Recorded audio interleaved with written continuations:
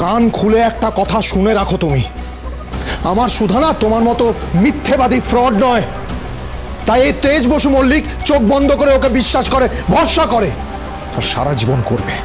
পারলে ঠিক সময় নিজের চোখটা খোলো, তাহলেই সত্যিটা দেখতে পাবে তুমি। সত্যিটা আমি তোমার মুখে শুনবো তো, সেটা রিপোর্ট বলবে। হ্যাঁ স্যার, আপনি টেস্ট করাতে চান তো? আপনি আসুন আমার সাথে, আমি ব্যবস্থা করছি। আসুন please. Thank you so much. চল ইমন, আজ আমি আসল রিপোর্টটা নেব, তারপরেই সুধার কাছে যাব আর প্রমাণ করে দেব যে সুধা সত্যি কথা বলছে। সন্তান আমার আমার আর সুধাময়ী বসু মল্লিকের। এই সত্যিটা আমি কোনো দিনও তোমায় জানতে দেব না তেজ, আর তোমাকে আর সুধাময়ীকে কোনো দিনও আমি এক হতে দেব না। ঠাম্মি, ঠাম্মি, আপনি একজন মেয়ে হয়ে এই প্রশ্নটা আমাকে কি করে করতে পারেন? করতে চাইনি, কিন্তু পরিস্থিতি দেখে করতে বাধ্য হচ্ছি সুধা। কারণ আজকে এই প্রশ্নটা শুধুমাত্র তোমাকে নিয়ে নয়, এই বসু মল্লিক পরিবারের বংশধরকে নিয়ে প্রশ্ন উঠেছে। তাই সত্যি মিথ্যেটা আমার জানা খুব দরকার। তুমি পারলে আমায় ক্ষমা করো সুধা। না ঠাম্মি, এই অপমান মেনে নিয়ে আমি আপনাকে কিছুতেই ক্ষমা করতে পারবো না। আর না, আমি আপনার কোনো প্রশ্নের উত্তর দিতে পারবো, কারণ কোনো প্রশ্নের উত্তর দিতে আমি বাধ্য নই। আমি জানি যুগ যুগ ধরে মেয়েদের অগ্নি পরীক্ষা দিতে হয়েছে, এই সমাজের চোখে সম্মান পেতে গেলে নিজের নিজের চারিত্রিক শুদ্ধতার প্রমাণ দিতে হয়েছে। কিন্তু হতভাগী মেয়েরা এটা বোঝে না, এই পরীক্ষাটা হচ্ছে তার সব থেকে বড় অপমান। তাই আমি আজকের পর আমি আমার সতীত্বের পরীক্ষা কাউকে দেব না, কাউকে না। আমার যা বলার আমি তেজকে বলবো। আমি জানি তেজ আমাকে ঠিক বিশ্বাস করবে, আর যদি না করে তাহলে আমি আপনাদের সবাইকে কথা দিচ্ছি, এই সুধাময়ীর মুখ আপনারা আর কোনো দিনও দেখবেন না।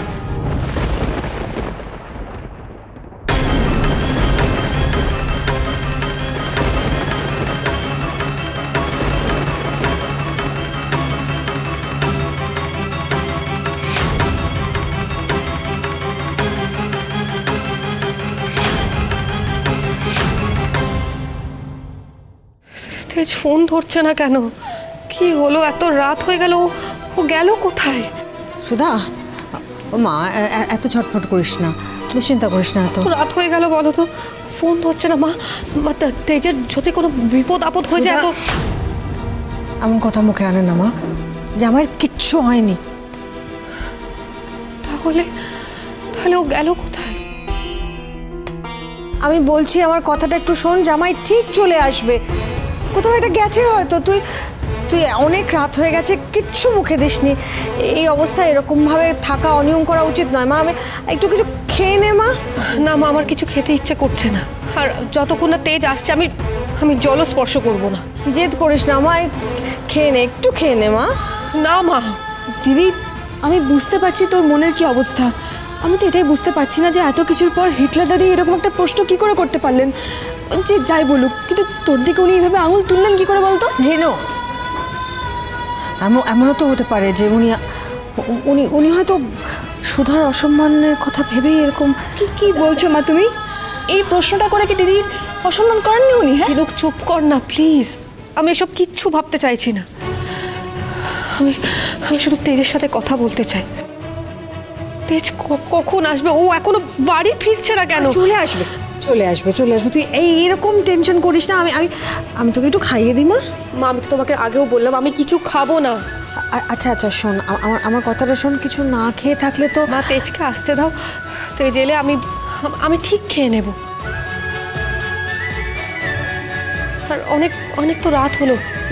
তোমার তো ওষুধ আছে, সারাদিন এত ধকল গেল, তুমি যাও, তুমি এবার বাড়ি যাও। না না, এইরকম অবস্থায় তোকে ফেলে দিয়ে কি করে চলে যাই বলতো মা? মা, আমার কিচ্ছু হবে না, আমি কথা দিচ্ছি, তেজ এলেই সব কিছু ঠিক হয়ে যাবে। তেজ বসু মল্লিক এই সুধাময়ীকে নিজের থেকেও বেশি বিশ্বাস করে। আমি জানি সারা পৃথিবী আমাকে অবিশ্বাস করলেও তেজ আমাকে কিছুতে অবিশ্বাস করতে পারবে না। কোনো রিপোর্ট, কোনো ঝড় আমার প্রতি ওর এই বিশ্বাস ভাঙতে পারবে না মা। আমি জানি মা, তোর বিশ্বাসের উপর আমার ভরসা আছে। আমি জানি সব ঠিক হয়ে যাবে। আমি একটা কাজ করি, বরং আমি সোজা মায়ের মন্দিরে চলে যাই। যতক্ষণ না পর্যন্ত তোর কাছ থেকে কোনো খবর আসবে, কোনো ভালো খবর আসবে, আমি মায়ের নাম জপ করব। মা, কিন্তু তোমার তো শরীর একদম ভালো নেই এখন। কিচ্ছু হবে না আমার, মা আছেন তো, উনি আমাকে আর আমার মেয়েকে ঠিক রক্ষা করবেন। ঝিনুক, তুই যা, তুই মায়ের সাথে যা। না না না, আমি কোথাও যাবো না, আমি তোকে ছেড়ে। ঝিনুক, আমার কথাটা শোন, কিচ্ছু হবে না আমার, তেজ এলেই সব ঠিক হয়ে যাবে, দেখিস। আচ্ছা আচ্ছা, ঠিক আছে ঠিক আছে, কিন্তু তুই প্রমিস কর, তোকে যদি কেউ কিছু বলে তুই কিচ্ছু লুকোবি না, তুই আমাকে সবটা বলবি। আমি কিন্তু একদম সহ্য করবো না অকারণে যদি আমার দিদিকে কেউ অসম্মান করে, আমি আগেই বলে রাখলাম। বল। সব ঠিক হয়ে যাবে, খেয়ে নিবি জামাই? হ্যাঁ হ্যাঁ, খেয়ে নেবো, সাবধানে থাকবি।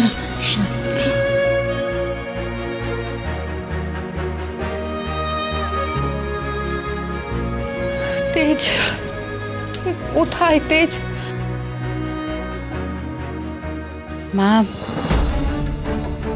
অপরাধ ক্ষমা করবেন মা, কিন্তু আজকে বাড়ির বউয়ের যে অসম্মানটা হলো, আপনি সুধাকে যে প্রশ্নগুলো আজকে করলেন মা, সেটা করাটা কি ঠিক হলো?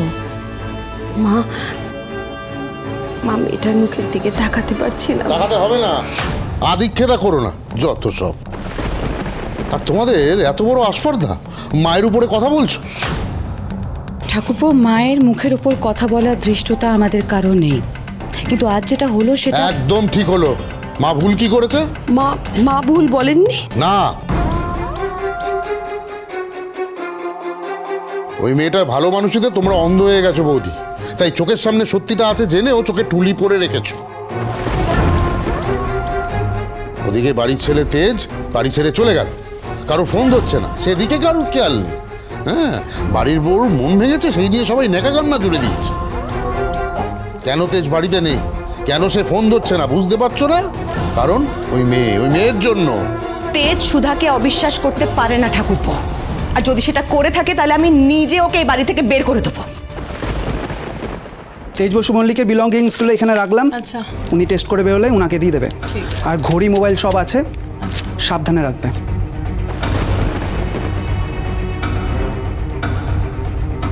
ম্যাম এক্সকিউজ মি, আমাকে একটা কথা বলুন যে এই টেস্টটা শেষ হতে কতক্ষণ লাগবে? আধা ঘন্টা মতো তো লাগবে ম্যাডাম। Okay, thank you. তেজকে কিছুতেই সত্যিটা জানতে দেওয়া যাবে না। এই লিসেন, হ্যাঁ ম্যাম বলুন। বলছি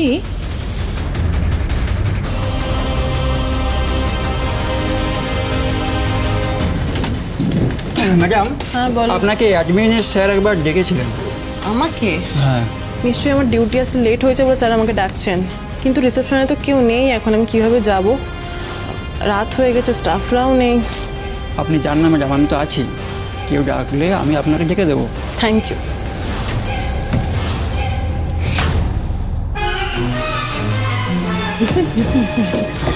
বলছি দেখো, ওখানে তেজ বসু মল্লিকের বিলঙ্গিংস রাখা একটা পাউচ আছে, তাড়াতাড়ি দাও আমাকে, ফাস্ট ফাস্ট ফাস্ট। পেলে? এখানে ছিল কোথায়? হ্যাঁ ম্যাম, পেয়েছি। পেলে? পেয়েছি। নিয়ে এসো প্লিজ। যা করা তাড়াতাড়ি করুন, যে কোনো মুহূর্তে কেউ চলে আসতে পারে।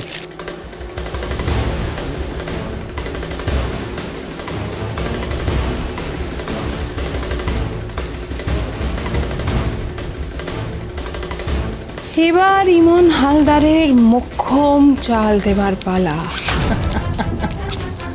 তারপরে তেজ বসু মল্লিক, তুমি যতই চেষ্টা করো সুধাময়ীকে আর ফিরে পাবে না।